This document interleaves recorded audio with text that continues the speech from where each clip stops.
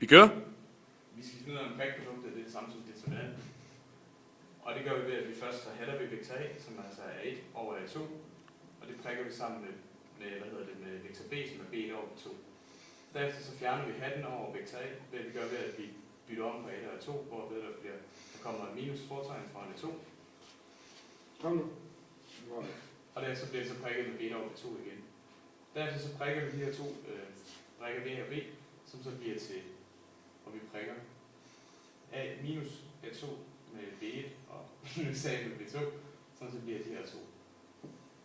Derefter så for at gøre det lidt nemmere for os selv, så ved vi, at faktoren så er ligegyldigt, så derfor så bytter vi rundt på plus og minus. Og derefter så ved vi så, at der har vi determinantformen. Og det vil så sige, at... Plus og minus bytter rundt på det fucking led. Hvad siger du? Vi bytter rundt på hele led. Ja, vi bytter rundt på hele ledet. Det er ikke bare plus og minus, det er så de her to, vi bytter rundt på her til. Og så har vi altså så til sidst, at determinant